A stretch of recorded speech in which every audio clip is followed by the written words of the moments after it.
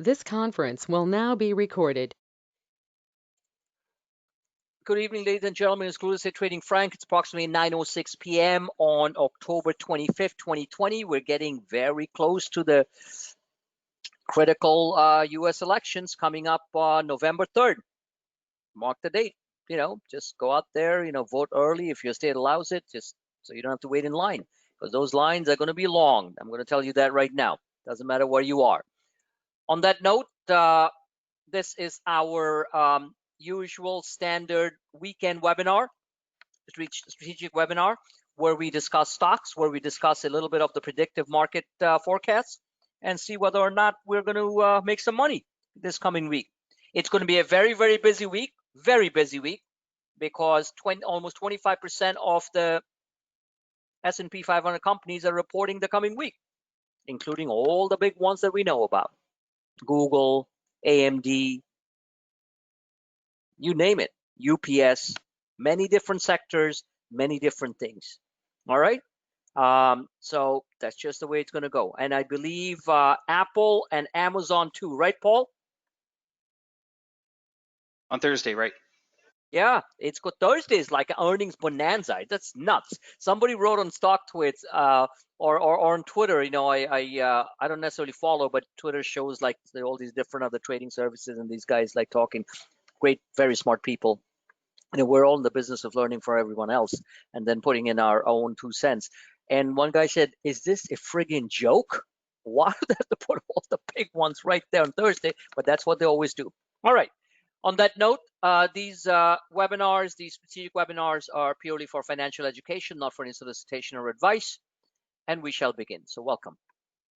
So let's barrage through a couple of charts, and then let's listen to a little bit of what Paul has to say, and then try to cover a few things. So first and foremost, let's look at the longer term chart on the markets. Now, these are posted on my real-time Twitter feed. And for all of you, please, I post some brilliant highlights of real, not fake, real options charts that we do, the highlights, the big ones that make us money.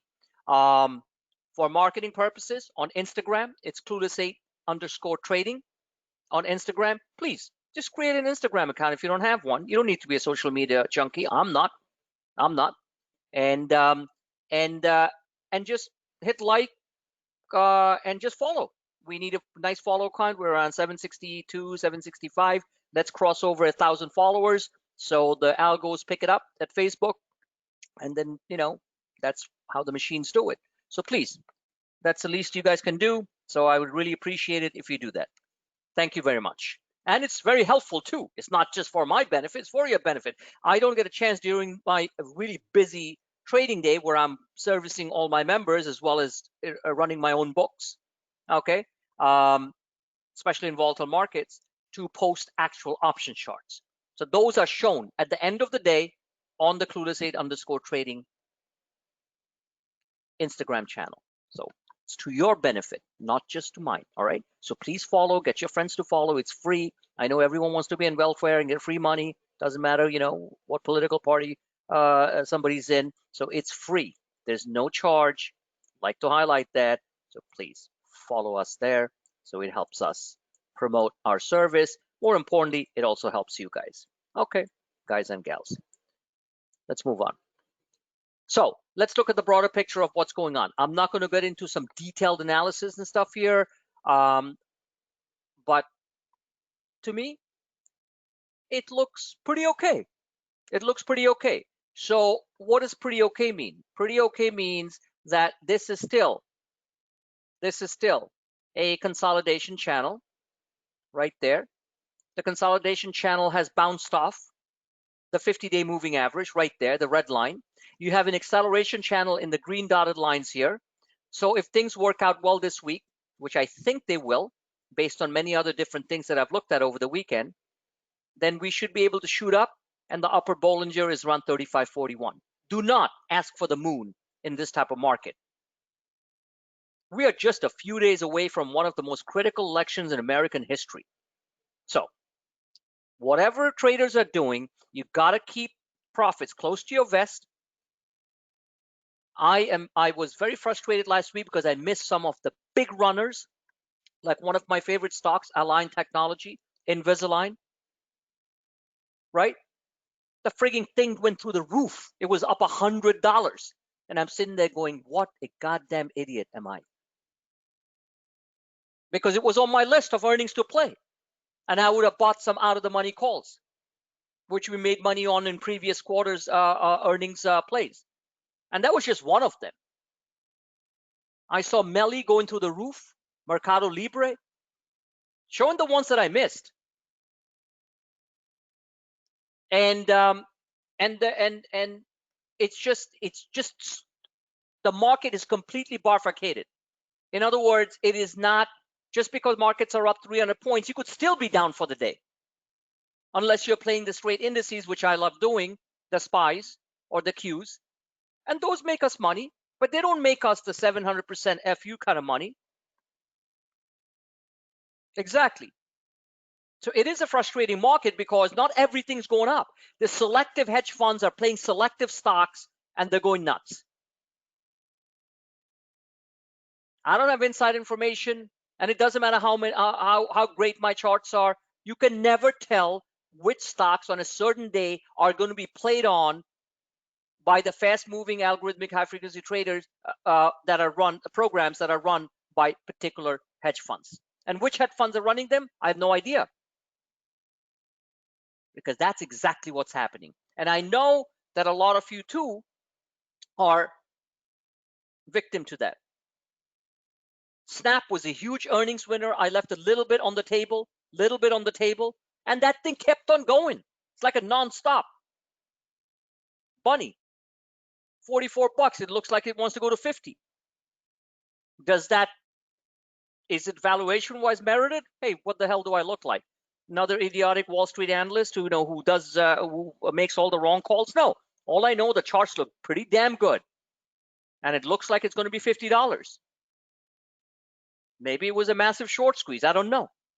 Anyway, so there's a bunch of things that I missed, but that's okay. I recalibrated over the weekend. I said, that's it. And there's a couple of things that worked out great. GameStop worked out great during the week. It still looks fantastic. We're going to look at the chart. UL worked out very nicely. I said 38, went past 38, and closed at 38. And DraftKings is about to begin its journey, in my opinion. I'm down on that baby, but I keep on buying it because that's my style, because I don't follow the herd. And I posted beautiful charts on it. You can take a look at it tonight too. It's a falling wedge, hockey stick pattern, and I love those formations. Now, does that mean it's going to definitively go ahead? There's no definitive in this business, but it has a high probability based on the internals that I'm seeing, internal indicators, and the overall price formations on the chart patterns on the front side, on the price side. It looks pretty damn good to be a huge winner. Okay, so let's look at the markets first. So the markets overall look okay, and there are a little bit of the volatility in the market is intense. Futures are only down 10. It really doesn't matter. What futures do right now has absolutely no bearing, believe it or not, because there was no real negative news over the weekend. Because I live and breathe my iPhones with the alerts going off, like, headlines coming out, this and that, and then I check some political stuff and this and that, and there's nothing negative. All right, there was no some bombastic news which says, oh my God, we're going to collapse tomorrow. Markets run, the biggest fuel that runs financial markets are what?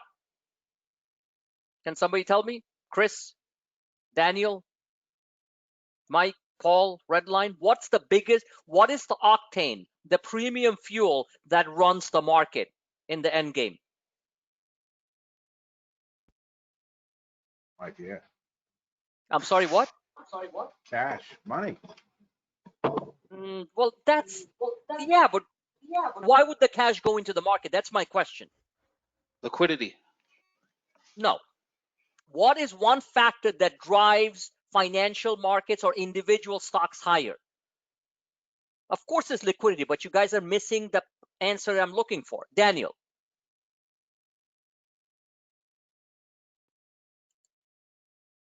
What is the factor, the root Profits. that will allow liquidity? Yes, somebody's getting close to the answer. Profits, earnings, earnings, earnings. Thank you. 82% of companies that have delivered earnings have beaten the earnings consensus set out by Wall Street and the big shots and have given better guidance.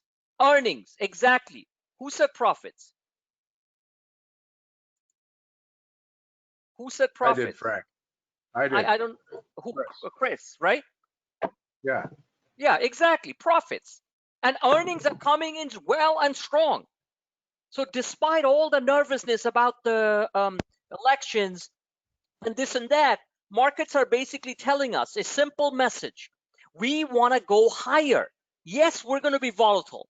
Yes, we're going to make you guys make all of us miserable on certain days. But overall, they're saying we want to go higher because earnings are going higher. Whether Biden wins, Trump wins, markets are going to overshoot. Boom.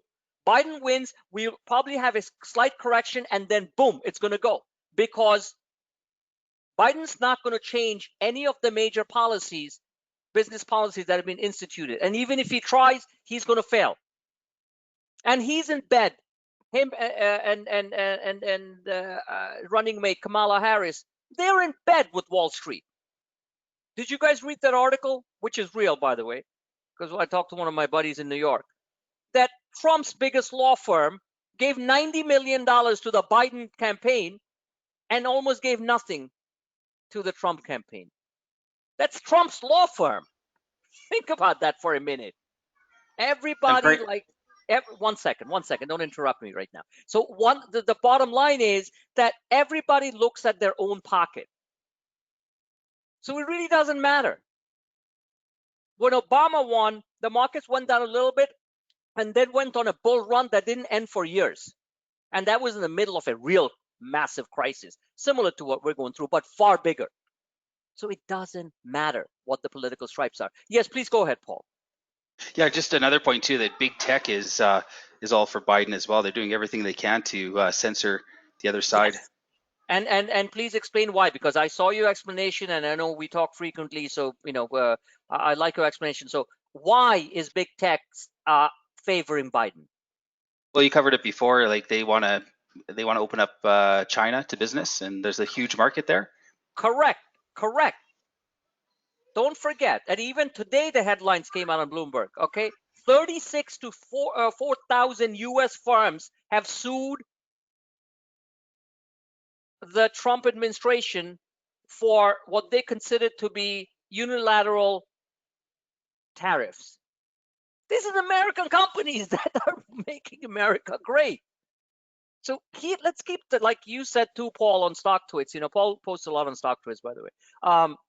Good stuff. Like you said, let's keep the politics aside. Let's look at American business. Let's look at our own pockets as traders. Okay? Exactly.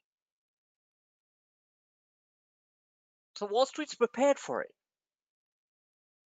Because business likes to feed both parties. That's the way it works.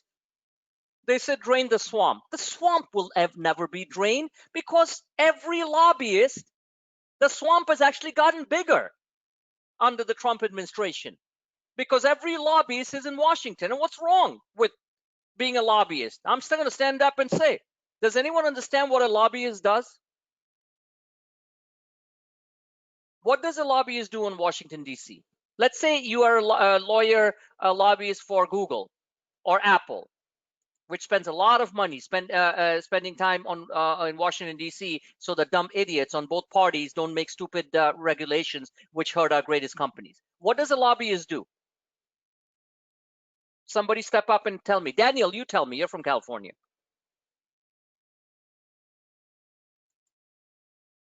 Are you there? Okay. I guess you can hear me. Paul, Mike, Redline. What does a lobbyist do? They protect profits. What? Please Don't say they it. control? Don't they control money, control profits for politicians? No. See, you have no freaking idea what a lobbyist does. And I love it because you gave me that answer. A lobbyist is somebody who's lobbying on your behalf. So let's say, example, I'm running Clueless A Trading, which is a very successful company with 10 million members. Ooh, wouldn't that be great? I'd do some profit sharing with some of my older members. So no, that's serious. You learn something tonight that you as an American in all these years, you have no freaking idea. And everyone else who's going to listen from there will, most of them know. Everyone thinks a lobbyist is a bad person. A lobbyist is a law firm or a lawyer who basically is representing your interests.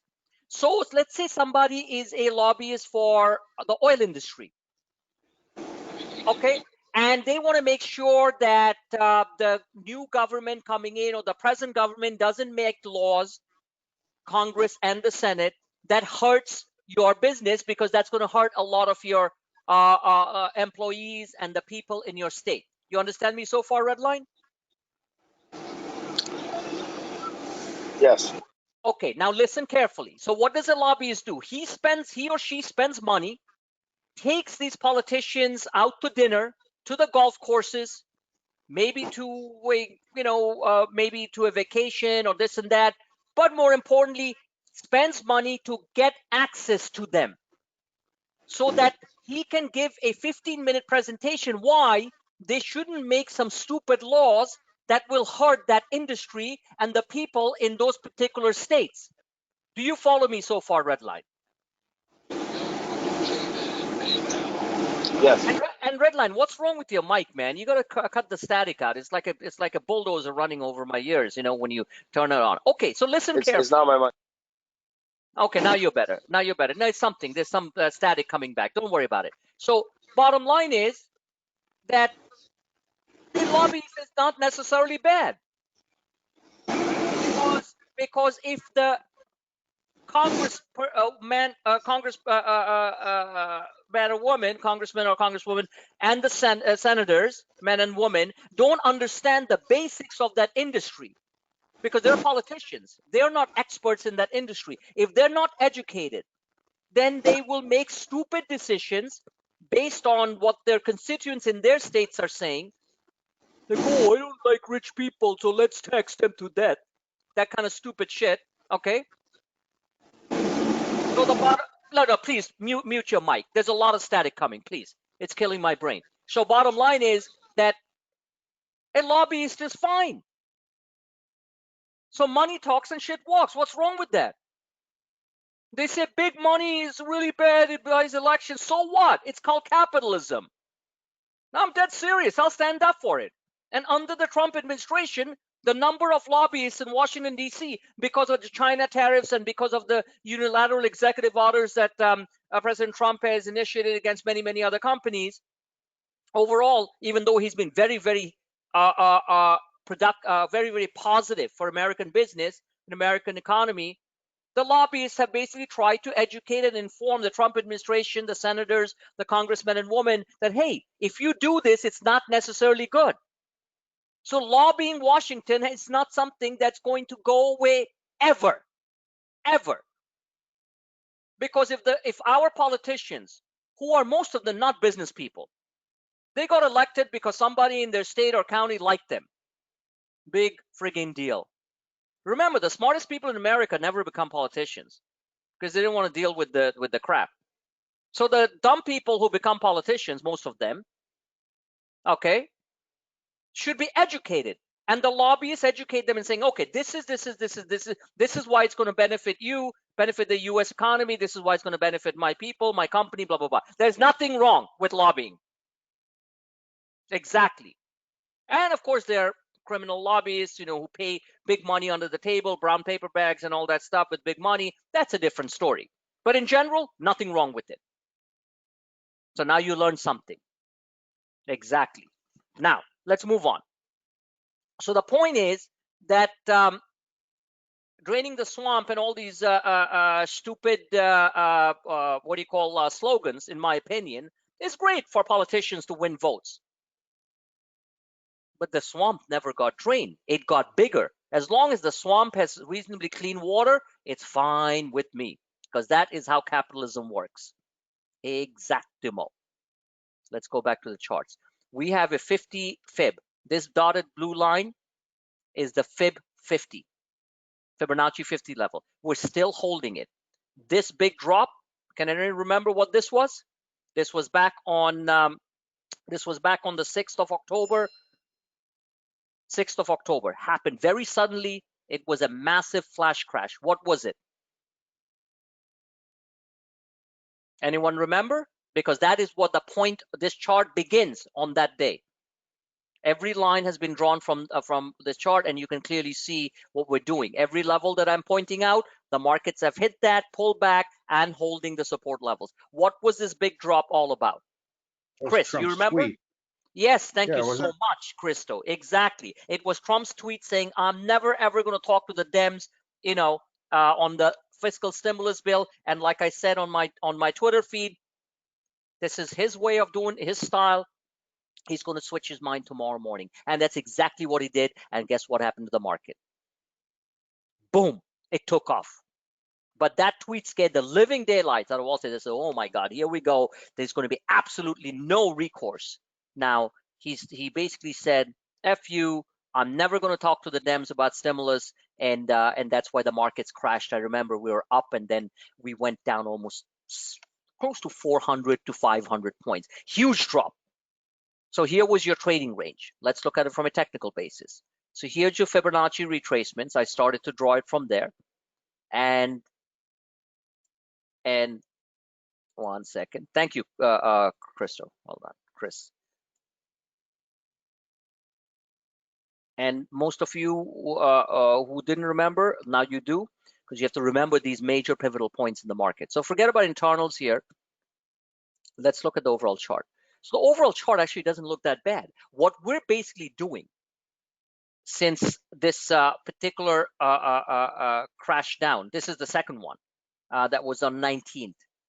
Okay, the 19th of October, anniversary of the 1987 massive crash. All right, so we fell hard. Again, the stimulus bill dominating the news headlines, blah, blah, blah. It's still dominating the news headlines. Even though, remember everything in life, the more you cry wolf, the more people say, yeah, blah. So that's exactly what's happening right now. The market has resigned themselves to the fact there will be no stimulus bill for now. So they're going it with the juice that drives the market, which is earnings. Let's focus on earnings. Forget stimulus bill. If tomorrow Pelosi comes out and she's being a big hard nut, she should certainly compromise, in my opinion, on this matter. And Mnuchin comes out and says, that's it, we're not getting a stimulus bill. Yes, the market will drop a little bit. I can assure you, buy that dip, because the markets don't give a crap anymore. Exactly. All right. So saying all that, big drop. So we are moving within a trading range. We're trying to look at the market in the matrix in a very technical fashion. And what's the trading range? That trading range is basically, if I move the line down a little bit, 3,400. Don't have to get like very detailed, like 3,400. Middle of the trading range is a slight move up is 3,412. Let's call it 3,400. Then you have this level here where the market's bounced off quite a few times. Lots of chop, which makes options trading very tricky. I understand that. I'm in the game, so I should know. 3,420 and 34, and a short-term basis 3,460. Let's call it. Let's move it up a little bit. Let's call it 34. Yeah, let's call it 3,463. So this is your trading range that we are trading in right now, and that moves around a lot of stocks. Some stocks going through the moon, but in general moves around the market. So there's your trading range. I didn't want to put it in red, but I'm just, that's pen color that I got right now. And then you got your middle trading range, which I think is more important, is when the market keeps on hitting and holding the Fib 50, Fibonacci 50, which started off, as Chris correctly pointed out, from the Trump sudden tweet that afternoon about never speaking to the Democrats, which was obviously just a poker game, his way of doing things, shocking the markets, and then coming out the next day and say, no, we're talking. You ever wonder if somebody knows when he's going to tweet? You guys ever think about that? How much money you could make? Talk about insider trading. You think somebody doesn't know when he's about to tweet something that's going to shock the markets short term for a couple of hours? What do you guys think? What do you think, Chris?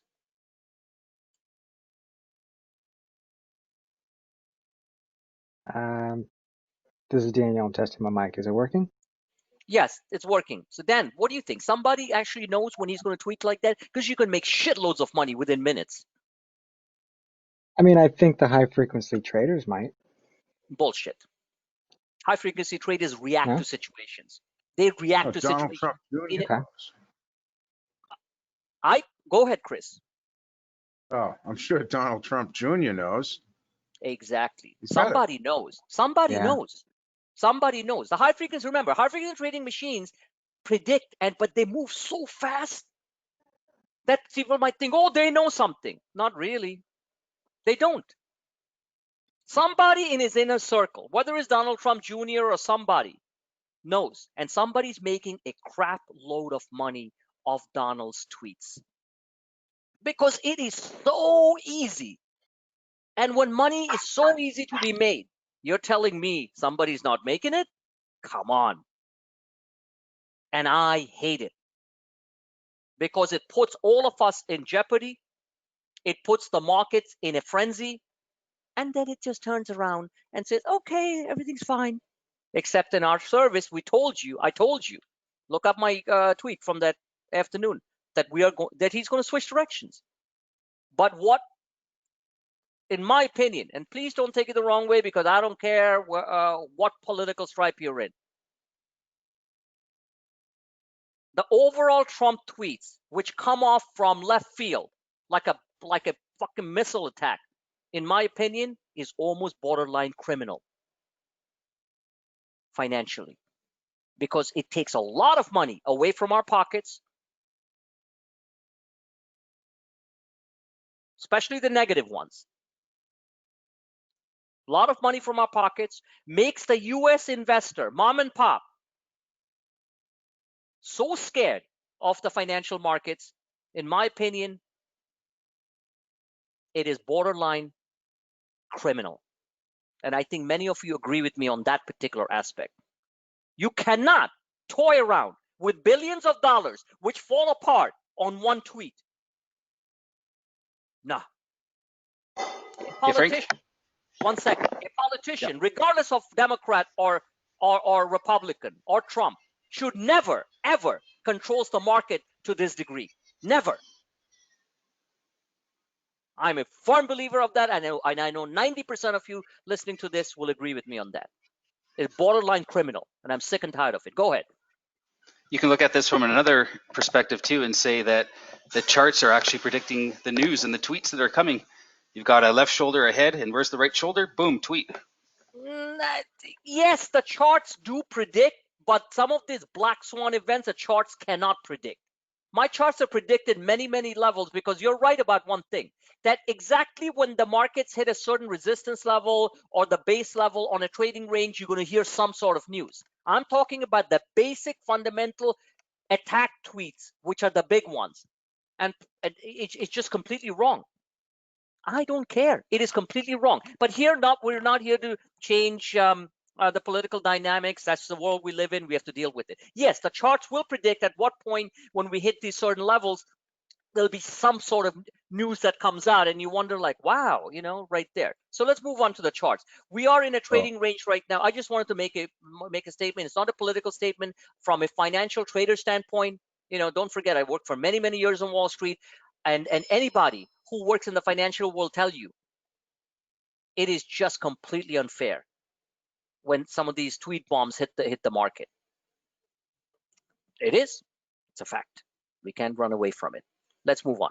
So we have a trading range. That trading range right now, futures are down 19, so we are starting to see the pullback coming up. And that trading range is basically, if you really want to look at it without getting too detailed, 3,400 to 3,465. If we break this, see you later. We have these upper levels to match. Each of these engagement points, supply points, demand points, where they come in, are shown on the charts. And believe me when I tell you, I don't care how great a trader you are, you will never be able to predict exactly when they're going to happen. Now, this is your short-term chart. This is the 1 hour chart, and I just laid down so people know what the roadmap is, but it is a pretty wide range. It's a pretty wide range. Let's move on. Let's look at the bigger picture. As I'm moving on to my next chart, just keep in mind, when you come to Clueless Trading, you're going to hear things, you're going to see things that you're not used to with other trading services or other great charts that you see on StockTwits and stuff, which sometimes are so simple. I'm like, okay, that's great. I mean, we see that, so what's the big deal? These are structured to a very high degree of precision. Why? So that when you're trading, when you're driving, because that's what trading is all about, you're not falling off the cliff every 5 minutes. Or if you do fall off the cliff, you know you're not going to die.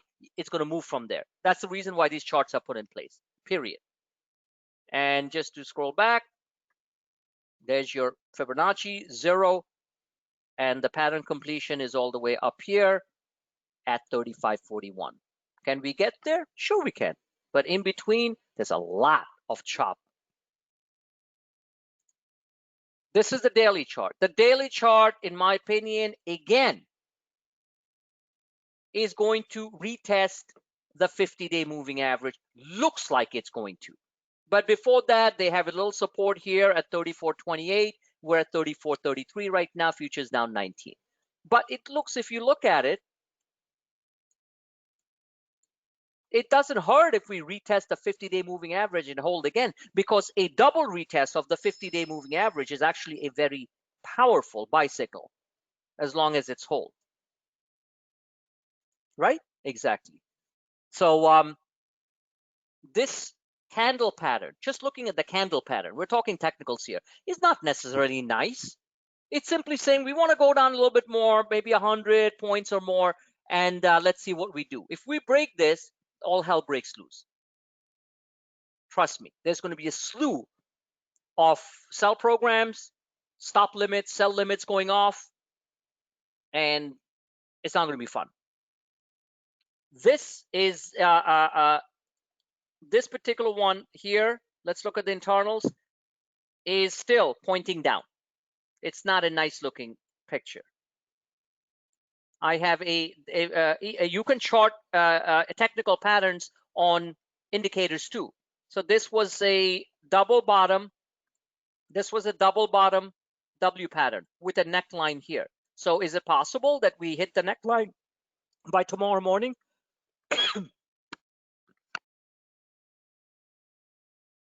One sec.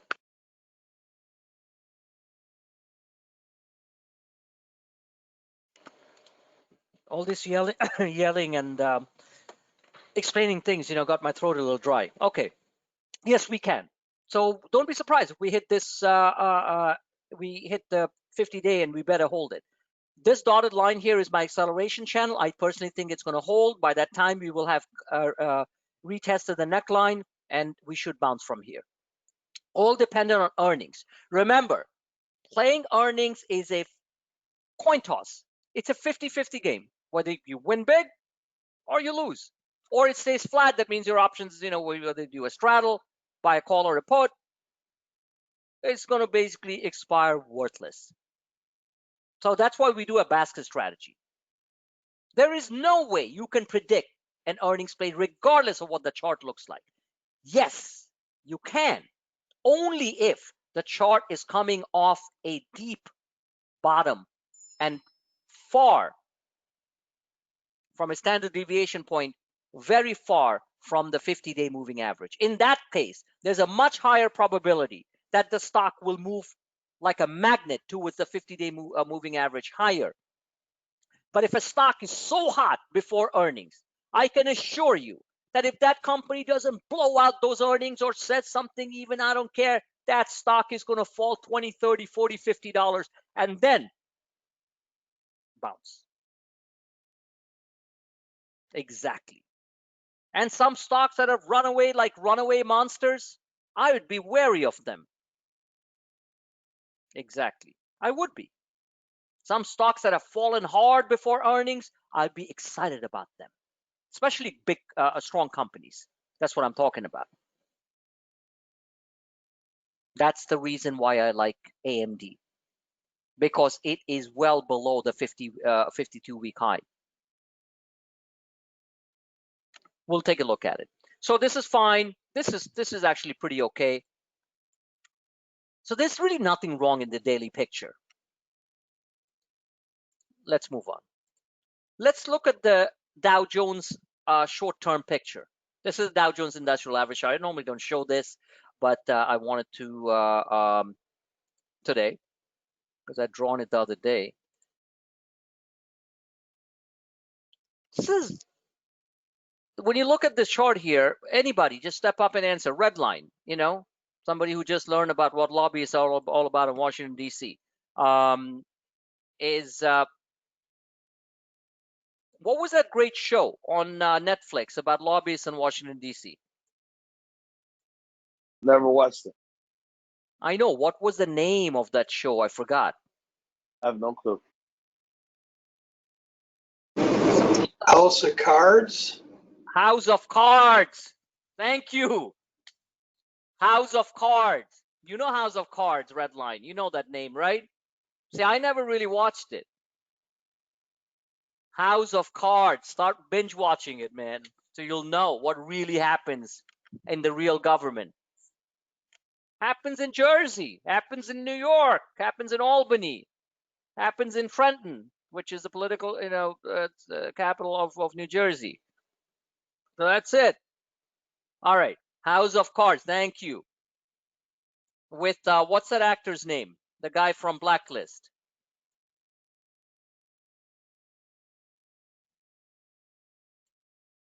Come on, somebody refresh my memory. What's the guy's name? Kevin Spacey? Kevin Spacey. Wasn't he in House of Cards? Yep. Exactly. Brilliant actor. Okay, so let's look at this. I don't want to deviate from that. All right. So if you look at this chart here, it definitively short term. It's a 1 hour chart. It's not a long term picture. What is this formation? What is this formation, somebody? Bull flag. There is no bull flag here. You just made it up.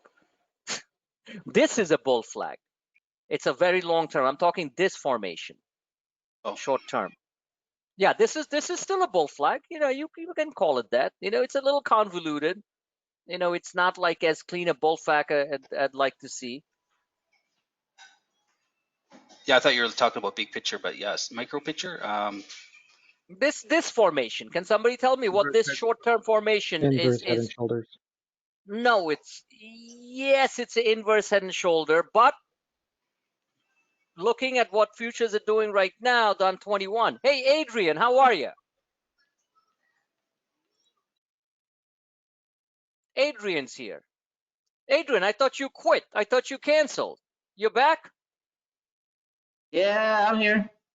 Didn't you cancel? Cancel what? Cancel the service. The other day I got a notification from my payment team that you quit Cluna Trading. I didn't quit. I paid forward for the month. Yeah, I saw a cancellation. Anyway, we'll talk later. I saw a cancellation, and I was wondering, why is this guy canceling, man? He's a good guy. I kind of like him. I just canceled the repeating payment. That's all. Oh, you can't do that, my friend. That's not how we work. Just so everyone understands, you cannot. You either stay a member. You cannot cancel repeating payments. Maybe you didn't know that. It's a recurring thing. That's the contract that you sign when you go in with PayPal, which is my paid memberships pro, is my payment service. You can at will say, oh, I'm not going to pay next month. It doesn't work like that. Okay? So just so you remember, you cannot just decide to cancel repeating payments. It doesn't work like that. That's PayPal recurring payments contract. Read it next time when you sign up. So what's going to happen is that I left your Twitter feed open because I kind of like you. Generally, when you cancel, the Twitter feed goes off right away. But you cannot just randomly, just so everyone understands this. This is the way subscription policies work. You can't just decide, oh, you know, my right ear is itching. I'm going to cancel for next month. Do you understand what I said, Adrian? Did you understand what I said, Adrian? I just canceled the recurring payment. You Doesn't cannot. mean I wanna You- cancel the service. No, you cannot work like that. Either you stay on recurring payment, that's the law. Either you stay in recurring payment, or you basically what you want to do is just pay whenever you want, correct? That's what you want to do. It doesn't work like that. I just want to make it very clear, my friend. Maybe you didn't quite understand that. All right? It's Mm, a I don't want to okay. blood, spend, right? I don't want to explain this like over and over again, but this is not like Slovakia or Slovenia or Bangladesh or whatever. You can't just randomly cancel and say, oh, I'll decide to pay next month. You have to be recurring payment. It's a monthly subscription, or you get out. Do you understand? Got it. Thank you very much. All right. You can always talk to me later. All right. So let's move on. But I'm sure you had some misunderstanding, but this is too funny. All right, let me focus on what I do. So this is basically really like a head and shoulder. It is. This is your head. It's an inverse head and shoulder too. Inverse head. If we better hold the right shoulder, this is the left shoulder. Left shoulder. Here's your neckline, which comes into around 28,426. But looking at this picture, it's really a lot of tops here. So I would say that I wouldn't be surprised if we break down back towards the 28,000 mark again. But that's only not too far away. It's only 165 points. It is 165 points shouldn't make us like really nervous. However, if things don't go right, then we are going to fall to the bottom end of this channel, which is 27,500 or 27,600, around that level. Do not be surprised if we get there very fast. That's a broader market I'm talking about. So I'm going to be showing this chart. You guys look at it. I don't control the candlesticks, but I'm just letting you know this is the way it is. This is the way it is. It is not necessarily, I like to see inverse head and shoulders go like this. Maybe a couple of right shoulders, a little bit thing. But this one, the shoulders are cutting a little too close to the head. In other words, they're coming down here. So to me, from a technical standpoint, I've been doing this for a long time. It's telling me, hey, not to be scared about anything, but I used to call it the drooping willow pattern. Ever seen a willow tree? You know how it droops, the beautiful trees? So that's what it looks like at this point. So let's see what happens. Anyway, so I'll be showing this chart. You guys figure out what you need to do. Now, let's take a look at the VIX. What is the VIX telling us? Because this is the ultimate canary in the coal mine, right? The early warning signal. 1 second. So the VIX, this is your VIX that happens during the day, the 1 hour VIX.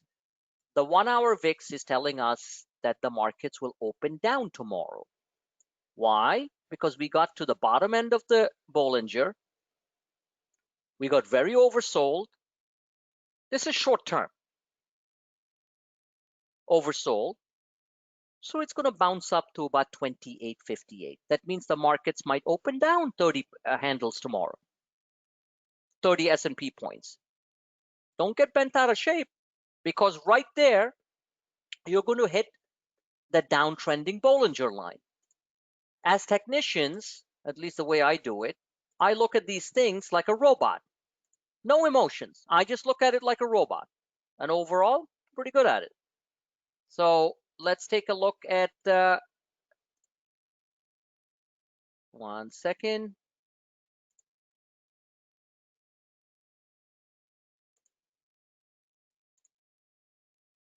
Where's my mouse?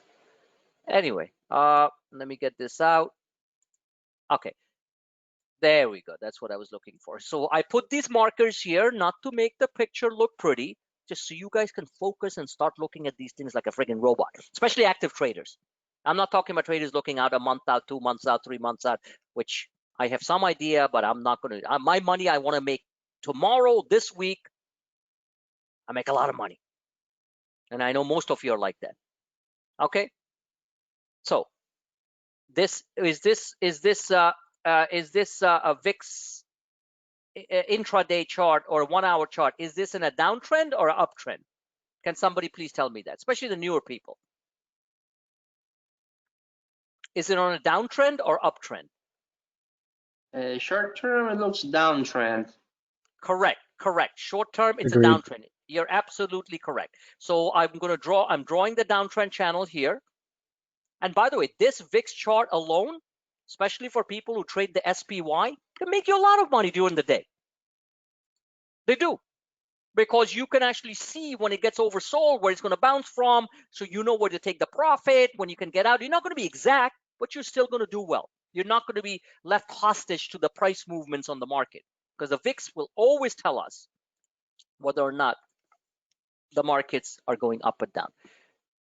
So short term, it is on a downtrend. Okay?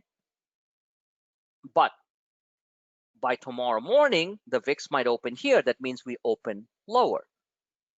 Now, if you move away from the short term a little bit, the VIX is actually in a bull flag channel, isn't it? Isn't the VIX on a bull flag channel? And let me show it to you. Flag, bull flag, boom. Exactly. You could also see a head and shoulders there, Frank. Yeah, well, where do you call the head? Right here? Here? Number one, the top there is the head, and then right shoulders where the arrow moves up. Right here? You call Yeah, this that's the the head. right shoulder? Yeah, No, that's the go, head. That's go the right, head. go right more, I think. Yeah. I'm Yeah, not it's, really I don't know. seeing I'm not really seeing a head and shoulder here. I'm basically saying that the VIX will hit around 28, 29, and then it's going to do, as long as it follows this downtrend channel down, I am A-okay with it. Even though it's a bull flag, there's the best it can do is move to 30. That means the market will be down 300 to 400 points very quickly one of these early days in the week. Just letting you guys know. Because this stochastics is telling me, remember, looking at price patterns will never tell you where a stock or a particular asset will go. You have to look at the probability. The probability is telling me that the VIX is quite oversold.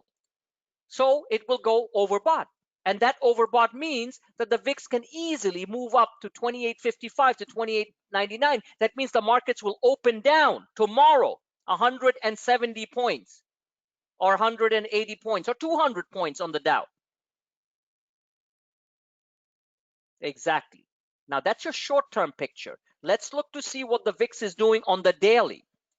This is real technical stuff. It is not hard. Just open your mind, look with your eyes, and believe me, you guys will be far better at reading this than I do. I'll be far better at structuring it for you. You guys might get better at reading it faster than I do. Let's look at the daily. The daily VIX is actually quite exciting. It is just the opposite of what's going to happen short term. This is what I've been propagating for the last, since my last 16-minute accelerated webinar that I posted out. I believe it was on Thursday.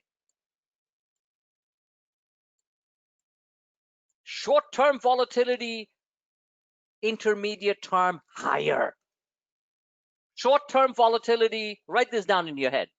Intermediate term higher. Because the markets earnings are coming better. Markets want to go higher. Now, why is this chart from a pure technical standpoint so good looking for us traders who are generally bullish? Can somebody answer me? And Paul, not you, somebody new, because I want people to open their minds up and not just listen to me. Step up, somebody, please. I guess when the VIX is pushed downwards, though. I'm sorry, Stocks what was go that, sir? What was that, sir? When the VIX goes down, usually the stocks go up. Just like way 1 + 1 = 2. That's not my question. Listen to my question, Adrian, then answer. Of course, when VIX goes down, stocks go up. When you look at this particular chart, can somebody step up, including Adrian, and thank you for attempting to answer. Of course, we know VIX going down as markets go up. They're inversely correlated. That's like saying the sky is blue. I mean, big deal. You know, that doesn't give me any answers. What I'm saying is when you look at this particular chart, when you look at the internals, why is this suggesting this is the daily chart? So we're zooming out more, like what's going to happen after the elections or at or about the elections. Why is this telling us that the markets are going to go higher? Can somebody explain to me in simple English? Take a stab. Adrian, Chris, Daniel, Mike, not Paul. Red line. I guess the internals point down. Correct. Who was that? Adrian? Correct. Was that Adrian? Correct. Oh, okay. Yes, the internals are pointing down. Thank you. Do you guys see why he answered that correctly? Look at the internals. They can slide up a little. We are not really overbought. The stochastics, which I keep on repeating, is the second derivative of the first derivative of the relative strength index, is still not fully overbought. So we can still do this. We can still do this. 1 second, let me change the color.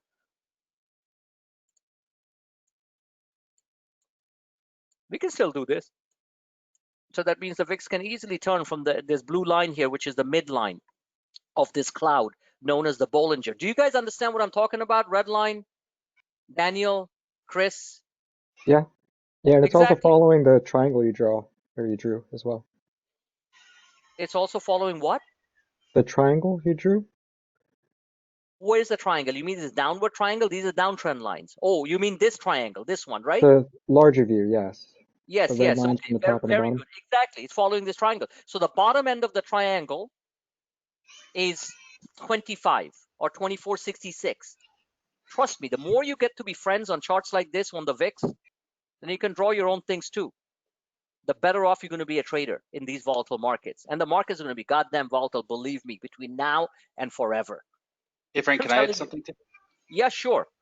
just on the external picture there too? We can see clearly that there are the highs get lower and the lows get lower. The highs are getting lower. We see the VIX coming from an elevated position, and we see every time it tries to make a new high, it's a lower high, and the lows are lower at Okay, this so point. let me correct you one thing. We're actually trading in a range here, and that range is roughly 24 or 2466 and 30.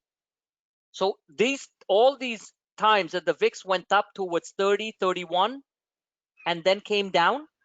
I'm just making a comment on like if you go way to the left of your chart to where we are now, like bigger picture. Oh, the bigger picture. We're Yes, seeing yes, lower lows and lower highs. correct. But remember one thing, if the VIX turns around and goes from 28 to 33, the markets are down at that point 700 points. That's not going to help any of Yeah. us. Exactly. I know what you're saying from a bigger picture level. That's the reason why I drove this. This is certainly in a downtrend, but within that downtrend, we're trading in a range. And that range can kill options traders, Their accounts can get blown up. So that's what I'm trying to point out to other people. Because remember, we have a lot, options traders mostly are short term. And I know you're more of a longer term player, but for most of my members, they're shorter term players. They're buying a week out, 2 weeks out, maybe a month out. Boom. Accounts blow up. And then they feel terrible. And there's nothing they can do.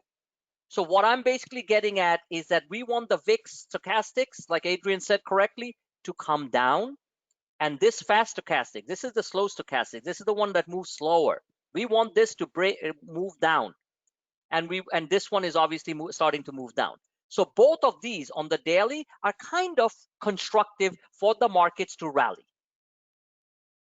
And if we do come down to the lower end of the Bollinger, that means the markets will be up 400 or 500 points fast. And you better, as traders, take some nice profits on that move. Because once it comes down to the bottom end of the channel where these markers are, it is going to be oversold, and will bounce. That means the markets will go into another reset. Are we all clear on that? Yep. Okay, that's good. So this is your daily. This is going out for the next couple of weeks, or at least a week. Other one I showed you was more of the really short-term one. These are very critical for managing profits. Very critical. Let's clean this out. Let's look at the VIX on the weekly. What is the weekly VIX telling us? The weekly VIX, let me just get the slow stows out, is telling us not necessarily a pretty story. This is going out further past the elections or something. I don't know. I mean, this is obviously, this dotted yellow line is the pivot. Over pivot is good for that particular asset. Below pivot is not good. So let's look at this here. 1 second. Let's get this line out. We don't need that. Now I'm adjusting this chart. This is on a platform called Quad, which I've mentioned many times. I've been using it for a long time. It gives me a different perspective on the overall charting. Any of you want to use it, I'll send you the link. You get a free trial from them. They're brilliant. I have whole training videos, how to set up these charts and stuff on my YouTube channel under new member intro. It's called Quad, Q-U-O-D-D. Very, very precise. And it looks different. Okay. So basically, this is a mixed picture. This is basically telling us that the markets have no frigging clue what they're going to do between now and year end. Pretty much. I mean, they know what they're going to do. They're saying that we will have one big sell-off, and then after that, we'll see what we do. That's really what the markets are telling us. I'm telling you right now, this is what crystal ball reading is all about. Now, why am I saying that? Just because that's the way I think? No, because I have no idea. Look at this, stochastics. The slow stow, which is the turtle wins the race. Regardless of the volatility, keeps on climbing higher, unless it gets fully overbought, in which case the VIX is going to hit the upper Bollinger, which is 34. That's good for 800 plus points down, minus points down on the Dow. And God help us if the VIX hits 45. If we have a real nasty contested election, more importantly, if we get violence on the streets, shootings, and deaths of American citizens because of this election, I can assure you the markets will be down 2,000 points so fast, we better buy some SPY puts and the VXX calls, which I'm keeping. If there's violence on the streets, militias on the streets, Antifa, the right-wing militia groups fighting each other, and blood on American streets because of the US election and a contested election, I'm warning all of you, you don't even know how fast the markets are going to fall because US corporate business does not like that kind of shit, period. Just letting you guys know, all right? So don't be like sitting there thinking, oh, everything's going to go higher. Earnings don't matter at that point. At that point, boom, sell programs. See you later. That's why have some SPY puts and some VXX calls, these VIX calls, so that you're protected and don't go nuts on things. Play small, something goes up, sell it. Because we don't know what's going to happen. There's a lot of crap happening out there, okay? And I'm no some conspiracy guy sitting there saying, oh, you know, all this bullshit. Okay, so the VIX is basically telling us that we can, if we want, go up all the way overbought to 70. Which means hits 45. That's good for 1,000 to 2,000 points on the Dow. Easy, easy. And that's only if things go really nasty on the elections and violence on the streets. That's called political game theory, thinking ahead. We like to think ahead a little bit, show you all the scenario. So that's the bad part. Let's look at the good part. The good part is the short-term stows, which is what we call the F stows, are still trending down overall. Even though they have a positive divergence, they're actually starting to move up. So what is that telling us? This is this big red line. That's a gap. That's the February, March COVID-19 when the markets just were held in a handbasket. Boom. Do I see that happening? Absolutely not. No, absolutely not. No, I don't. Unless not just violence, but some candidate gets shot. Of course, it's going to happen. Of course. But I'm not sitting here like spinning some wild stories about that happening. Okay, I'm an optimist. I believe that things actually go right in the long term. So this gap here is what we want the VIX to fill, right there, which is somewhere between 19 and 21. That means the markets will be up a good 1,000 points or so, and make us bulls very happy. And once it hits the gap, you better be selling your profits short term and getting the hell out of Dodge. Because once this gap is filled, I can assure you with a 90% probability that the VIX will bounce back towards the mid 20s. The VIX is in a trading range between 34, between basically 30 and 20. That's really what it's trading thing, but it's not close to 20. It's trading more between 25 and 30. So that's like some outside picture. All right, enough of the broader picture of the market. Is like, okay, who cares about the market? Let's look at some stocks. All right, let's look at some stocks. Want to make some like real FU money over the next couple of months, over the next couple of weeks? We're still making money on that. A stock that does not care what is happening with the broader China picture, blah, blah, blah. GameStop. So let me switch the screen. It's going to take about 3 seconds for you guys to change the screen, and let me see. I'm trying to see how to do it. 1 second, because I want to show you my other screen where it's vertical so you guys will be able to see it. Screen, and bingo. Let me know when it pops up. There it is. Do you see it pop up? Yep. All right. Yes. Want to talk about a really good looking sexy chart? This is it. This is it. Show me one thing in here. Show me one thing in here from a technical standpoint, which is saying, oh, this is not good. Nothing. Let me start off. The biggest minds in the business are in this stock. The founder of Chewy.com, the guy who made $3 billion shorting the US mortgage market, Michael Berry, is in this stock. Watch The Big Short, the great movie. Redline, have you seen The Big Short yet? I told you to watch it last time. Yeah, I watched it already. Pretty funny and intense. That's the reality of what happened that took the world down and the US economy into a second depression. Okay? It's a serious movie. I loved it. I was on Wall Street at that time, so I knew what the hell was going on. But that movie really put everything together. So any of you who haven't watched it, watch The Big Short. I believe you find it on Netflix. Okay, let's try to get my thing here. These guys are in this stock. This is a transformational play. This is what restructuring is all about. And the stock over the long, this will talk about swing trades. Remember, the stock was a $58 stock back in November of 2013. That's 7 years ago. So I was doing a private advanced 101 session with one of my members, and she said, why did it go like that? I said, because everything went online and these guys didn't move fast enough to go online. Well, they are now. So when you look at this chart here, this is known as a Fibonacci retracement.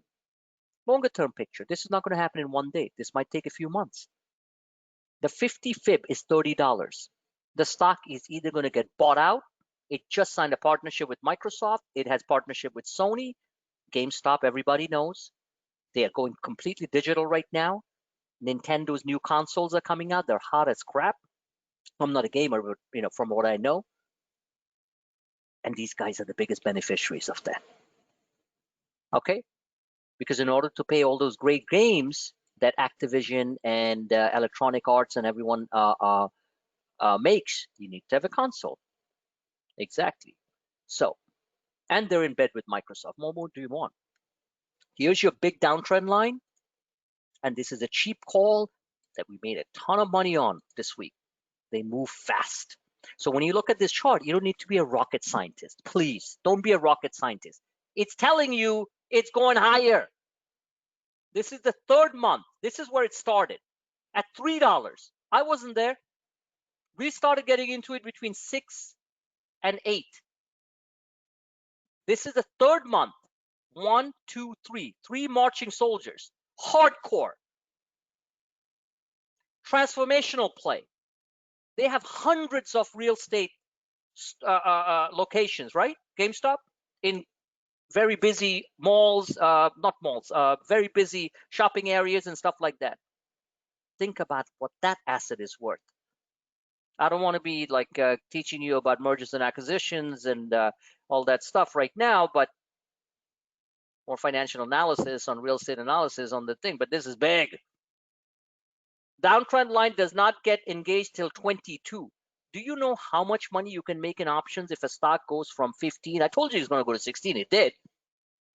But from 15 to 22, how much money do you think you can make in options? Adrian, if you buy an option, let's say 2 months out or even a month out or 2 months out. You can sometimes double, triple, or quadruple your investment. That's correct. Or play.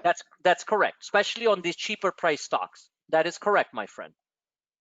And we have already done that. So people who are late saying, man, I missed out. You didn't miss out. It's just starting. Now, unless they do something really stupid, like say, no, we're not going to sell any more Nintendo consoles online, well, that's a different story. And the best part is you never hear of GameStop in the news, correct? No, you don't. You hear about NVIDIA, you hear about AMD, you hear about Square and Apple and Netflix, blah, blah, blah, blah, blah, blah, blah. You never hear about GameStop. And you know when the media is going to start talking about GameStop? Don't forget, my background's Wall Street. I know exactly how this game works. I'm not right all the time, but I know how the game works. All right? Not the Nintendo game, the actual game of stocks. They're going to start talking about it when the stock is close to 22. They're going to say, wow, look at that. In the meantime, the stock is up 400% plus just since April. And no one has talked about it in the news. Am I right or wrong, Redline?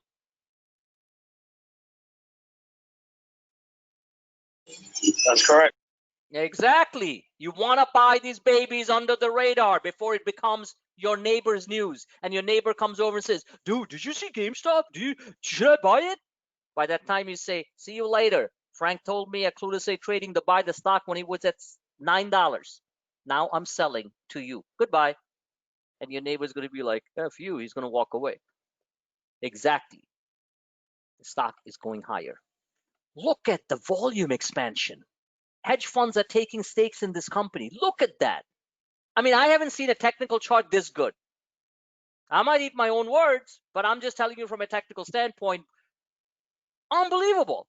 Look at this expanding volume. Went from 106 million in August to 255 million in September. And October hasn't even ended. It's at 322 million, and all of them confirm these massive candlestick moves. And it just broke out over the 50-month moving average at 1348. Short term, of course, there's going to be fluctuations. It might be down 70 cents one day, a buck. Who cares? You want a real swing trade to sit on for the next 6 months as the company transforms, or the next 3 months? This is it. And then GameStop didn't pay me to promote the stock. I'm just suggesting based on what I see. So this is great. Look at the stochastics. It is jumping. The percentage D hasn't even, the orange line hasn't even crossed over the 80 mark. Once it crosses over the 80 mark, that's when you know it's fully overbought. And that's when you can thank me and say, man, thank you so much because the stock is at 22 and I made so much money. Exactly. All right. Right now, it is just surging. Look at the McClellan oscillator, not even overbought, just turning off the bottom. The last time this happened, the stock went, it just surged into like it has to go over. Let's say it goes over 0. That's when the stock is going to be at 20. I'm targeting 20. I'm not getting greedy. I'm targeting 20, as I told you guys. And then, God help us if it gets in the next couple of months to the 50, Fibonacci 50% level. Those are monthly projections. Stock will be 32. In the meantime, what if somebody buys them? Exactly. Now, this is the most powerful picture. The MACD. Look at this. It just is going nuts, bananas. Can somebody see the last time the MACD did this? And this was in November of 2012. When the stock went from $16, I'm just rounding off the numbers, to 58. Now, it took a few months. It actually took 2 years. Took 2 years. But in between, you could make a crap load of money. Are you guys with me so far? Are you guys falling asleep because you just can't handle this chart? Can you handle something like this? I hope so. It hasn't even come above 0 yet. The MACD stochastics.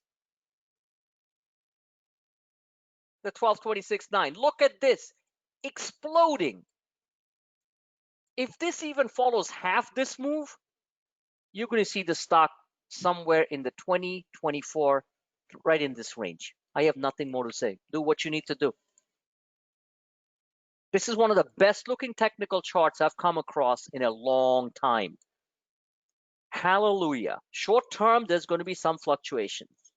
And if this suddenly turns around and this very large move from 91 or $10 to $16 within a few, just this month alone, gives in and it becomes a bloody red candle, okay, like this, then of course the story changes. Any questions at all? Any questions at all?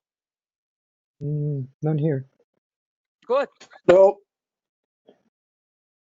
Volume's nice. It's not dropping off too. One second. One Nope. thing at a time. One thing at a time. Yeah. One thing Yeah, at no a worries. time. I'm gonna. Did you say Boeing? No. The chart didn't look like it was slowing down at all. No slowing down. Nothing. I mean, Yeah. that's The the scary histogram, bit. the Yeah, volume, because the it is size of the done candles. because it's in a form. You see, when companies are going through a major restructuring, when activist investors are in there, this is what happens. And then nobody knows about it. This is what happens. Look, retail human investors always like to have a crowd around them. You know, most trading services have huge chat rooms. Everybody's gibbering like little monkeys or like birds, like, and it's fun. Nothing wrong with that. We used to, our chat room in the web room, I remember 2 years ago, there had so many people in there like chattering away. I would answer questions, which was fine. All of a sudden it went quiet when the markets got difficult. So people, human beings like a crowd. Tactical traders who are like robots don't give a crap about what the other person is doing. They're just so focused within the matrix of the market, they don't care. And I think that's what real estate trading is really about. We're really solo traders. We're not a bunch of kids playing in the playground. Now, some people like it, some people don't. That's okay. It's not my problem. It's your style, you know.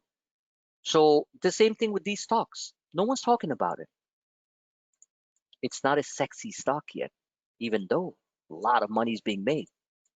And by the time it becomes a sexy stock, somebody take offense, I use that word, okay, it's going to be up there. Exactly. So this is what I'm seeing in, this is a very defined chart on DraftKings. It was a difficult week for us on DraftKings, but I'm seeing a bright future. And sports betting is just starting. New York is going to legalize it soon. New Jersey did.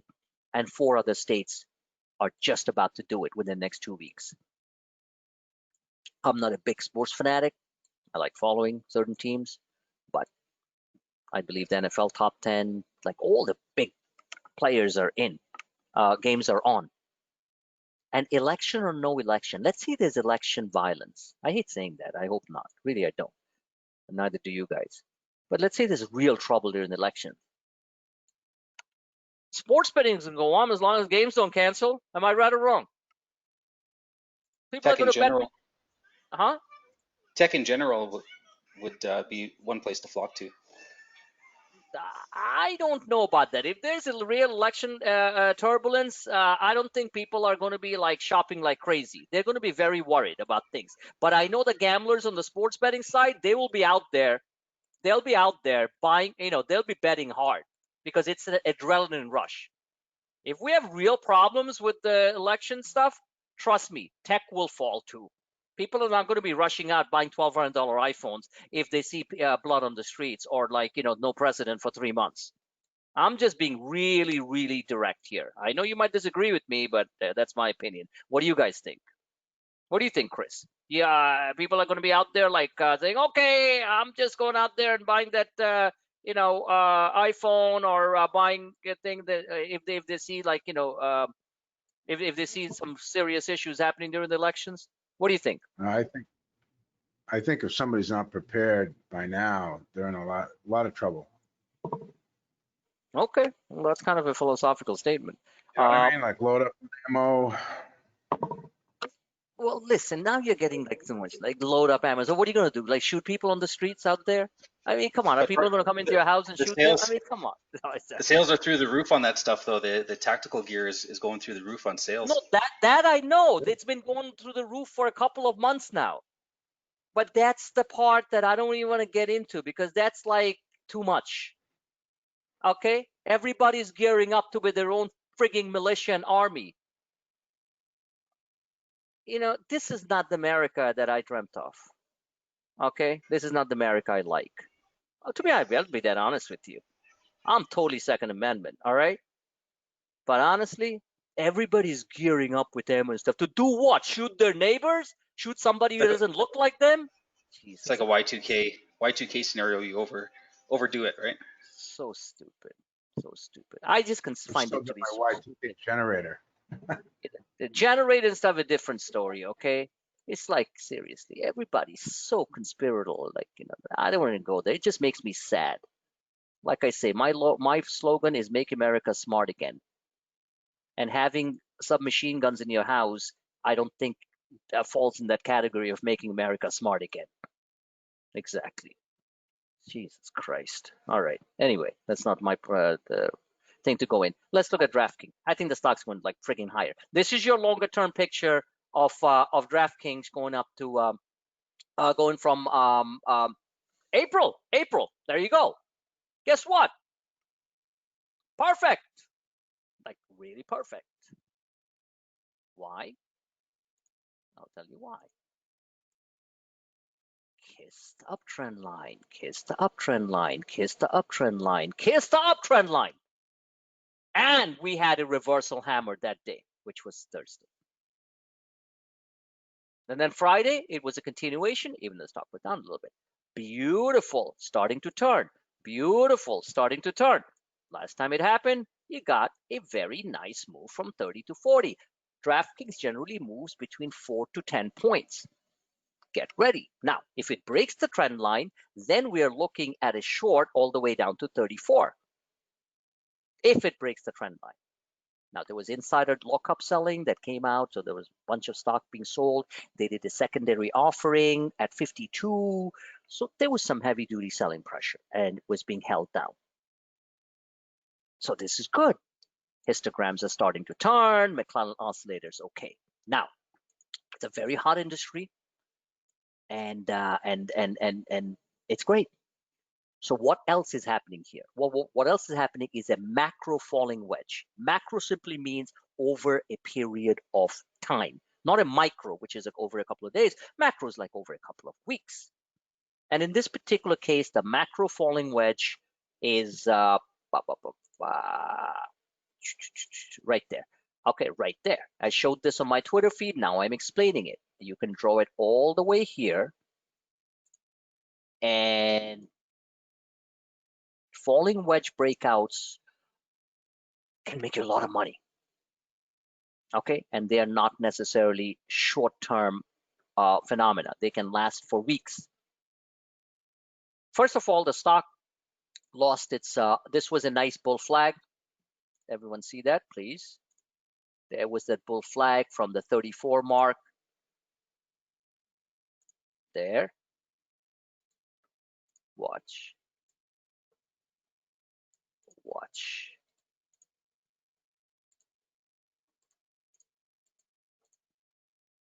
Beautiful. Beautiful. Okay, so there was your bull flag. I love it. That was your bull flag. Remember, bull flags can be sideways, like this was a nice triangle, symmetrical triangle formation, broke out, bang. And then it made that crazy move from 54 to 64, 10 points. Remember, 10 points. Gave it back, tried to hold support, failed. This was the support level it broke out from, failed at 55. And then basically now it is attacking the uptrend line. Now here's the good part. I am not looking to the moon saying, oh, it's going to go to 65. As a tactical trader, I just want 2 or 3 points at a time. 2 or 3 points at a time. Just clap my hand. All right. So the next move on this stock is where it basically failed, and that is 45. Right there, right there. It tried to go back over the 50-day moving average, the red line. See that? On 19th of October, that was Monday. It was a beautiful dragonfly reversal hammer, long tail hammer. So disappointed. It failed. Next day, it went up a little bit and then bang. Why? Lockup selling. Lockup selling is almost over at this point. Somebody told me that I can always check it on my other screen, that the earnings for DraftKings DKNG, I'm just doing it on my other screen, is November 13 report date. Somebody said November 5th. Good. So that's after the elections. Fine with me. I just didn't want the earnings to be this week with all the other earnings coming out. It'll be lost in the mess. So bottom line is, I still believe that it will reclaim its 50-day moving average. That's 45.77. And if we do have this scenario playing out on the what do you call, falling wedge, macro falling wedge, which is a very powerful combinations. It's also called well, like a hockey stick formation, happened with Walmart before it really took off. You guys remember just a few weeks ago? Then we are looking at 51, 54. Options are cheap. I keep on buying. If it breaks below this level, I'm not going to like it, because I have October calls this week as well as November 20th, right? So if it breaks, then we can fall into the 38 level. And of course, there's going to be a lot of selling pressure. Hedge funds will come in and push it down to 34. You can short it if you want. Now, that's DraftKings. Give me, oh, the one, give me, all right, give me a stock or two before we wrap up. Crystal, You were going to anyone? show AMD, or you mentioned before, right? AMD, yes. Well, This verdict, 3M. 3M, 3M yeah. was one of your picks. Yes, absolutely. I bought 3M, and hopefully it works out. I'll look at 3M too.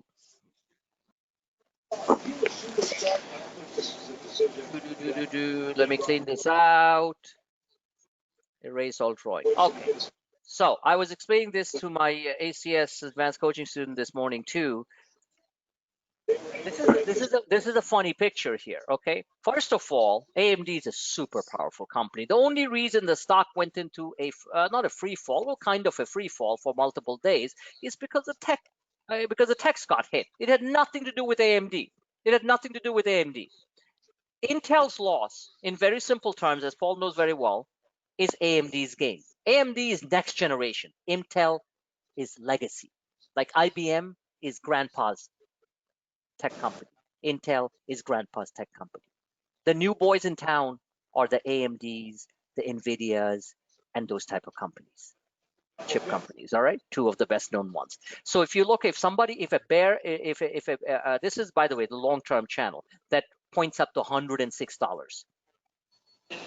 Okay, now forget about long-term channels. Let's look to see it's reporting earnings. So where can it go? So the way I look at it is this: the upside and the downside. All right, you got a. This is actually on the daily a head and shoulders pattern, a bearish pattern on the daily. But I'll show you why we have an opportunity to make money. So here's your left shoulder, real simple stuff. Here's your right shoulder, and the right shoulder is at 87.5, $88. I'll take it.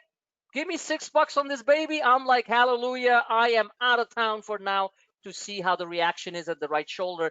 Then I will decide whether or not to buy the 95 calls. And if you want to draw a trend line, watch. There's your trend line. I'm just doing it kind of manually right there. What else is AMD doing? It is punching and trying to regain its 50-day moving average right there, the red line, which has been kind of moving sideways, which is partly because of this big sell-off from 90 or close to 90, down to 78. This move on Friday was very powerful, very powerful. Right there. Whose mic is that? I keep on hearing like a lot of noise. Anyway, right there. This is a very powerful bullish candle. Very similar to what happened here. Very similar to when the stock really wants to move, like here. All right. If they have blowout numbers, if they have really blowout numbers, then I can see the stock hit the round figure of $90. That's a lot. Remember, this is not Zoom. This is not Netflix. It doesn't go up 14, 15 bucks. $5 or $6, it's a decent stock. It's not an indecent play like 15, 30 bucks. It doesn't move like that, all right? AMD. I like this a lot. It's just starting. The worm is turning. I like it a lot. This is fine. So on a short-term basis, if they can recapture, I hope that by tomorrow or the day after, it can recapture 83, which would be the rising 20-day moving average. Lots of short-term traders love that. They'll be like, that's it. It's over the 20-day moving average, rising. Boom. It's going to get a lift up. Tuesday is the earnings. I like it. Now, if I want to draw a downtrend line, which I should, I don't know why I don't have it there, then this is your downtrend line. And like Paul has said many times, and I've mentioned it many times, they're the biggest beneficiaries of this COVID situation. Gaming, PCs, all kinds of stuff, next generation stuff. And AMD's, what's her name? Lisa Su, Paul? Yep. She's one of the smartest, Chinese American ladies ever. She's so focused. She's like a robot. And they have next generation 9mm chips and stuff that Intel's not even close to, or 9 nanometer, not millimeter, nanometer chips, so this is really exciting. I would say 86 on the first bump. That's a downtrend line. I'll take 86 any day. And let's Paul's very bullish on it. You want to give me 88? I'll take it. Want to give me 94? I'll take it. But I don't think that's happening on earnings. But I think if it can break out convincingly, like a beautiful bullish candle over the thing and turn these flattish looking 50 and 34-day lines, 34-day SMA. I don't know why they're moving sideways. Well, this is why they're moving sideways, because the stock fell from $89 down to 78. That's $11. We need these lines to start moving like this, like this. Hey, Frank. Yeah, go ahead, sir. We're going to see if history repeats itself, because you see on the left of that chart, when it took that first big gap up around $64. 64. Oh, this Yes, gap. One second. Let me put it there. Yeah. 1 second. This is the gap that Paul's talking about. Go ahead, sir. Yeah. So that was created with Intel earnings last quarter, and investors quickly realized that AMD is taking Intel's business. So that was what happened there. And then the next gap up. Yep. Next gap up after that is AMD earnings. So that's what happened last quarter. All right, guys, So you heard some really the sev- valuable information here. So this was because I can't remember. So this was the last earnings, right? So 74 was the earnings and 64 was the Intel earnings. Okay, this was the Intel earnings when they realized Intel sucks, right? Yeah. And then AMD took off because they're the biggest beneficiaries of that. And this was their own earnings, right? Right, right. Did you guys all get that? Red line, Dan, Chris, Adrian. Yep. Exactly. Yeah, I was actually wondering the same thing with Intel's earnings dropping like 10% too, right? And AMD's going higher the same day. Yep. In fact, the markets were down red. AMD was blue, green. And I started noticing it again, and I said, okay, because I hadn't traded ND in a whole bunch of days, a week or two. Hmm. So yes, exactly. And the internals are telling us that it is just about to go, and hopefully And the technicals. PS5 hasn't even been released yet. And that's the chip that's powering the PS5. So when we get Oh, those numbers released too, that'll be great. oh wow, didn't even know that. That's awesome, man. There you go. Yeah. Uh, Yeah. Great. The other earnings I wanted to, 3M. Now 3M is, look, it's kind of a boring stock, all right? So don't expect like real fireworks. But the way I'm looking at it from a daily standpoint here, there is one gap here. One second. Second gap is here. Gaps I normally put in dotted lines so people can make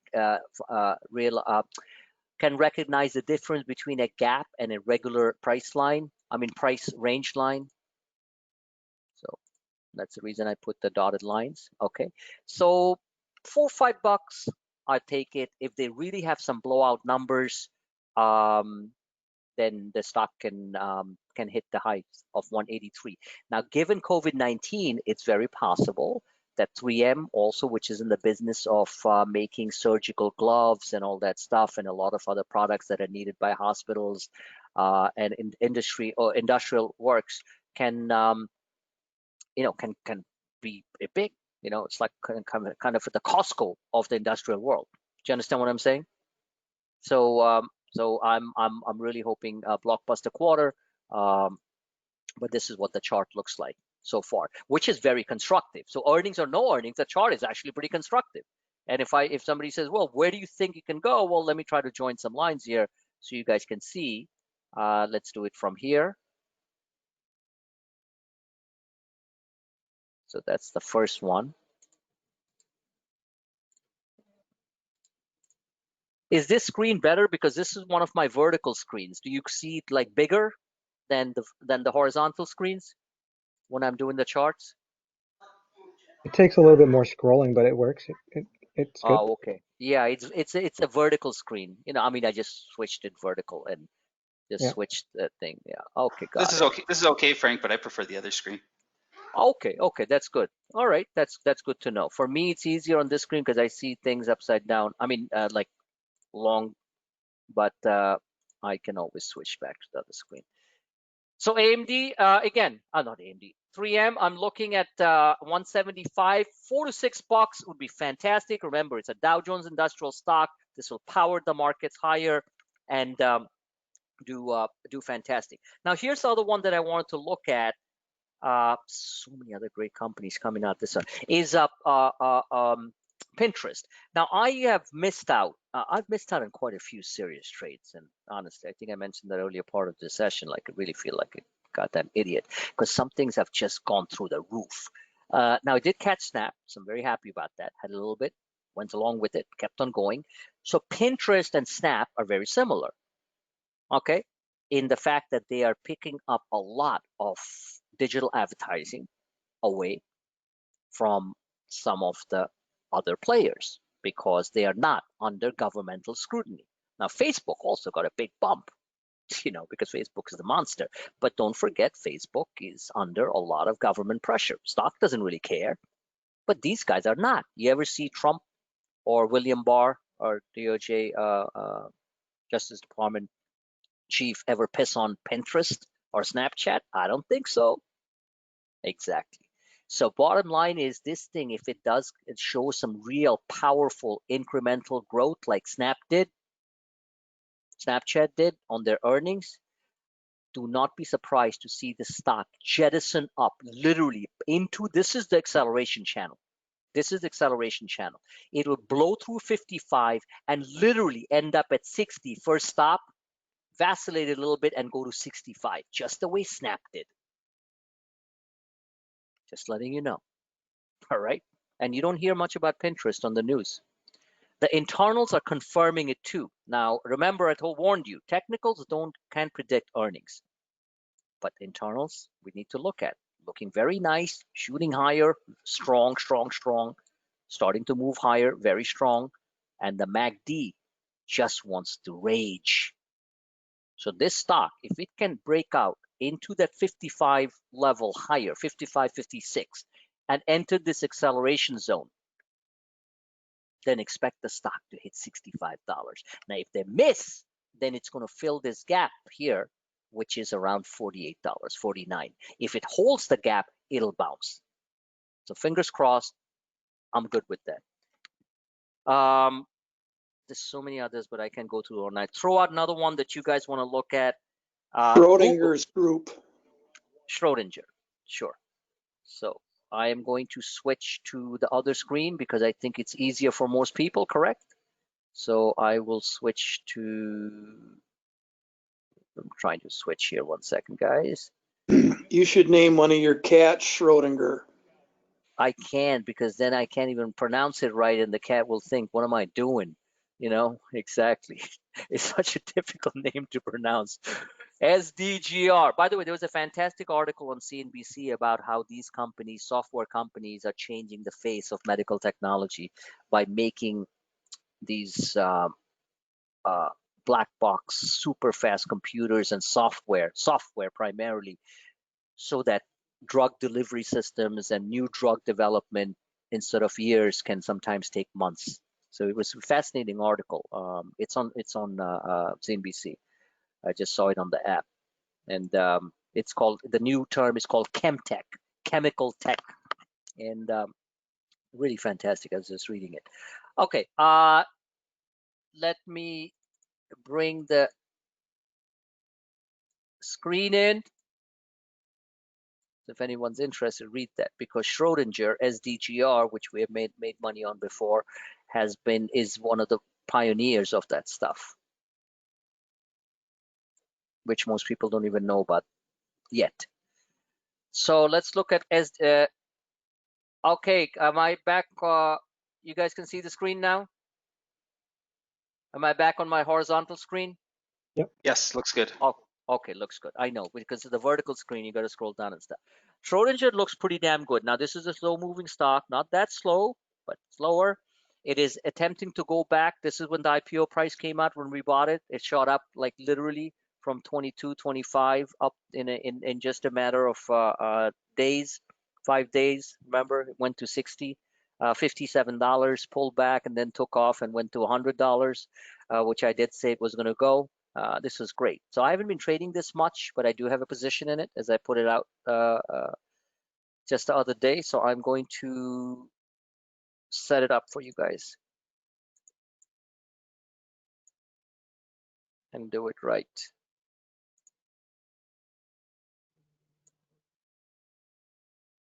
Now remember, these names are never talked about. So when they start getting talked about, they're going to literally go nuts. So you want to be always early in the game, just so you know. This is not an earnings play. This is Microsoft's Bill Gates and many other big Silicon Valley giants, leaders are in it. This is like I said on the IPO day, Bill Gates has serious money in it. Other people have money in it, and the fact is that just like Big Commerce, which Tiger Global's guy has serious money in it, you never bet against these guys. These guys are they're visionaries. They truly are visionaries. They've changed the world. They've changed America. It's just unbelievable. So anyway, so that's what Schrodinger is. So looking at this stock here, it is just about to, it needs to break over 62. And once it breaks 62, you got about 8 points under your belt at $70. If somebody wants to look at it longer term, I think earnings wise, I think they'll have good earnings. They'll have good things to say, especially with the situation going on with drug development in so many companies like Gilead and Regeneron and name it, all those. So many other companies are in that field. I think these guys, their demand for their software and their not hardware, their software engineering stuff that they do to expedite drug development and biotechnology is going to be coming into focus. So in that case, you're looking at $70. So options are not really that elastic. In other words, they don't really move that much with the price, but when they move to the levels that the price is supposed to go to, that's when they jump. But if you see the stock up $2, you'll be wondering, why am I only up like 20%? You know, it's like yawn, right? So so they're not, you know, the gamma and the delta, they're not as sexy, for a better choice of words, than some of the other stocks. All right, so they're a little bit slower moving. Whichever the case, if somebody wants to look at it longer term, the stock just broke out on Thursday, on the 22nd. Was Thursday? Yes, 22nd, above the 50-day moving average. That's a plus. So I am looking at my first stop at 62.45. Next stop on earnings or so, I would look at it $71. So far the internals are fine, actually very nice, and the MACD is starting to confirm the move higher. It's primarily a cup and handle. You can see that here. Everyone see that? The cup and handle? Yes. Here's your cup. It's actually inverse head and shoulder cup and handle. You'll see most of the times that the patterns will morph from an inverse head and shoulder into a cup and handle. So this is still an inverse head and shoulder. Left shoulder, right shoulder. Here's your first neckline. It broke above that. Here's your second neckline. If it breaks that, see you at $72. So good stock, you know, that's fine. All right, guys, it is 10:48 p.m. We started at a little past 9. Wow, time flies. There's a lot of earnings coming out. I like to do a basket strategy, buy 1 or 2 contracts, sometimes out of the money, sometimes in the money. Stocks which have gone through the roof, like Twilio, and which is one that's coming out on Monday after the close. This is a serious company. I've played it before, but this is also one of my Frank is an idiot list because I missed it recently because it's literally nonstop. But the good story is that it did manage to pull back. Okay, and looking at Twilio, New York-based company. A lot of people don't know about it. Big beneficiary of online migration during this period. Stock literally went berserk from October. It was 256, went to 341. Now pulled back to 287. This would be a good play, in my opinion. Okay, this would be a good play. I would buy calls on these type of stocks, $15, $20 out of the money, because that's what they move. If you look at their IVs, implied volatility on Thinkorswim, they will tell you, like I said, you know, they'll let you know what the market makers are thinking on the move. Basically, here's your 5-day moving average. Here's your 20-day moving average. Stock on Friday was up $12, 4%. If the stock does deliver, it's going to blow past 341 so fast, your head's going to spin. So let's see where it can go. This is one of my favorite stocks, by the way. Let's see where it can go. Options are not super expensive, neither are they super cheap. Remember, option premiums, which all of you option traders know by now, during times of earnings, especially on the hot stocks, are always elevated. In other words, expensive. So if they don't move that much, you're going to lose money. So one way to play it, if a stock is going to move 20, 30, 40 points, why not buy 10 shares? And if you can, why not buy 100 shares? Or 50 shares? Or 20 shares? If a stock is going to move 15, 20, 30, 40 points, you just made yourself $800 overnight in 5 minutes right after earnings come out. What's the best part of just buying common shares? You can sell it after hours and not wait for the options madness to sell the next morning when the market makers are committed to only one thing between 9:30 and 9:45. And what is that, gentlemen? What are the options makers committed to do between 9:30 and 9:45 as you're trying to sell your options on a stock that is up a few points or a whole bunch of points? Please, somebody answer, please. It's getting late. I would certainly think they're trying to buy it at a cheaper price. What kind of answer is that? Give me an answer that I'm looking for. You said that, you see, if you were politicians, I would not vote for you because you just said such a convoluted answer. Okay. Simply, here's the answer. This is why Donald Trump won. Okay, I'm a New Yorker, I know. His answer would be, they're going to screw you. Exactly. That's why if I was Yeah. politicians, I'd probably win all the votes. They are about between 9:30 and 9:45. They want to screw you so bad and give you the cheapest price possible and then run it up against you. And has that not happened to many of you and me at times? Yes Yeah, or no? certainly. Exactly. So that's what I'm saying. That's right. They are committed to doing one thing. So buy a few common. Try it. You can buy 10 shares. That's $3,060. Your account with margin or without margin, allow it. If you have a day trading account, fine, buy 50 shares. 50 shares would be $15,000. At least after hours, you can get out of it. If you're down 4 points, you lost $200. And if you're up 10 or 20, you're up $1,000. Think about that. You don't always have to play options during earnings because these option makers are a bunch of complete criminals. Believe me, I've said that for years. Criminals. And you can't say anything. What are you going to call up Thinkorswim or TD or E-Trade, well, which is now part of Thinkorswim, or your service, Robinhood, and say, hey, why didn't I get that price? First of all, you can't call Robinhood. You can email them, and then they email you back 9 years later saying that your account was hacked, right? Exactly. With a smiley face. Don't forget the emoji. What was that? Don't forget the emoji as well. They'll send you an emoji. Robinhood. I was Oh, joking. Sorry. Oh, okay, Yeah, Robinhood I mean, emoji. Yeah, there you go. they send a lot of emojis with whatever it is that they do. I know, really? I guess so. I don't use Yeah. Robinhood. So I actually use Robinhood for Bitcoin. I remember 2 years ago, I actually made some money on it, and I'm such an idiot. I still don't know how to use the app. I swear to God, I couldn't find my positions. I'm like, shit, I want to sell this, and I'm like, It is ridiculous.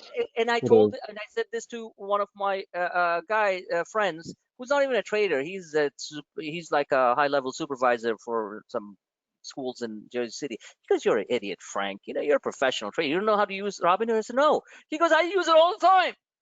I'm like, okay, so can you tell me what my position is? Because I had a couple of grand that I could have made there. And then I finally found it. It's so ridiculous. Anyway, hey, Yeah. the guys are billionaires. What the hell do they care, right? So anyway, all right, here is what I'm looking at. I'm not here to piss on Robinhood. Millions and millions of traders trade Robinhood. Okay, this is my chart on Twilio. If this works, we're going to make a lot of money. So I am certainly going to be playing this thing, both in common and in options. And like I said, buy 10 shares, buy 5 shares, buy whatever you want. At least you can sell it after hours. If this stock enters this zone here, and let's put some colors on it. Let's put some lipstick on the pig. Well, it ain't a pig, actually, so can't really call that. That should wake people up. What am I doing? Hold on. This is not the line that I'm looking for. This is the one I'm looking for.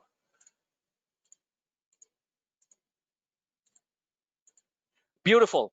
So this is what I think can happen because Twilio is red hot. And I think they're going to deliver some really strong numbers. It's my opinion.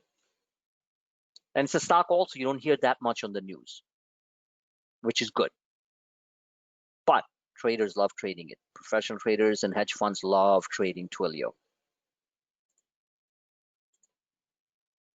Am I on yellow? Okay, good.